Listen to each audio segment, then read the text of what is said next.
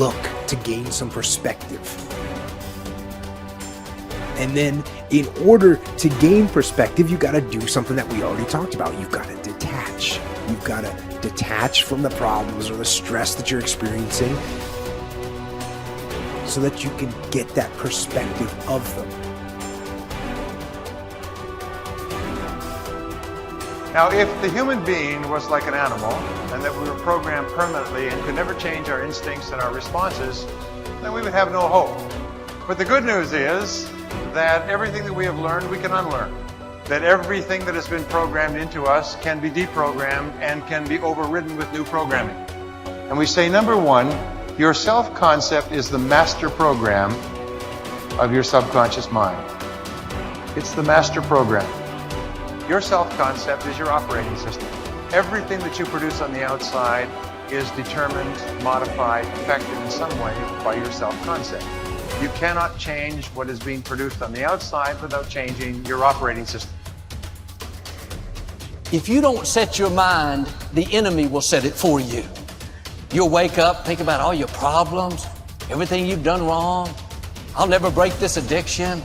I should have eaten better yesterday. I can't believe that coworker was rude to me. Don't start the day off negative. Don't bring yesterday's trouble, yesterday's disappointment, yesterday's failures into today. Start the day afresh and anew.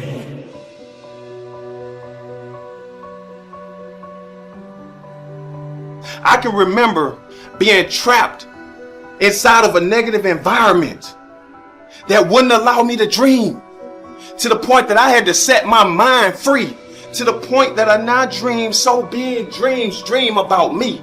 That means if you dreaming about me. But I'm no longer selfish. I now encourage you all to please dream bigger than me. And that's how you get to the destination of living your dream. I speak into existence that you will understand the value of yourself, and you will get up and you will do more for yourself and expect less of others. In order to be successful, you have to do more for yourself and expect less of others. You have to wake up and manifest your dream. You have to get up and do the work. You got to get up and write the book. You got to get up and do the music. You want to talk about you an author? Don't tell me you an author. Just let me know when the book coming out. You got to hear it. You can't make a difference until you make a decision. So, for real, some of you, man, you keep crying. You complaining about your job. You complaining about where you are financially. You complaining about your relationship. You complaining about your opportunities. You complaining. Listen to me. You murmuring and complaining. You complaining. Shut up. Stop complaining and do me a favor. If you want to make a difference, all you got to do is one thing. This is how you get started. You want something different? Listen to me. All you got to do is make a decision. That's it. And for those of you who've been making the wrong decision, all you got to do is make the right decision. But if you want to make a difference, make a decision. Are you hearing what I'm telling you? What I'm trying to do for you to take you to that next level is I'm trying to give you control of your life back. It is the animal that can change the fastest to a changing environment that becomes the most dominant species the world has ever seen. It is our very nature to change. Because if you want to do something extraordinary, you have one job. Leave your fellow humans in awe. The webs we create around ourselves need to be unwound. If you have ever untangled a ball of string, you know that yanking and pulling only makes it worse. Be gentle and patient with yourself as you untangle your own mental knots. Get help if you need it. Above all, love yourself in the process. The willingness to let go of the old is the key. When I say needing the problem, I mean that according to our particular set of thought patterns, we need to have certain outer effects or experiences. Every outer effect is the natural expression of an inner thought pattern. And to battle only the outer effect or symptom is wasted energy and often increases the problem. I am unworthy creates procrastination. If one of my inner belief systems or thought patterns is, I am unworthy, then one of my outer effects will probably be procrastination. After all, Procrastination is one way to keep us from getting where we say we want to go.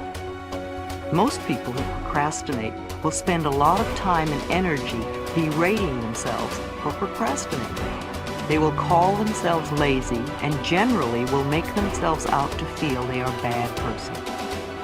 Resentment of another's good. I had a client who loved attention and usually came to class late so he could create a stir. He had been the baby of 18 children, and he came last on the list of getting. As a child, he watched everyone else have, while he just longed for his own. Even now, when someone had good fortune, he would not rejoice with them. Instead, he would say, "Oh, I wish I had that," or "Why don't I ever get that?" His resentment of their good was a barrier to his own growth and change. Self-worth opens many doors. A client who was 79 came to me. She taught singing, and several of her students were making television commercials. She wanted to do this, but was afraid. I supported her totally and explained, "There is nobody like you. Just be yourself." I said, "Do it for the fun of it. There are people out there looking for exactly what you have to offer. Let them know you exist." She called several agents and casting directors and said, "I'm a senior citizen and I want to do commercials." And in a short time, she had a commercial. And since then, she's never stopped working. I often see her on TV and in the magazine. New careers can start at any age, especially if you do it for the fun of it. Self-criticizing is totally missing the mark. It will only intensify procrastination and laziness.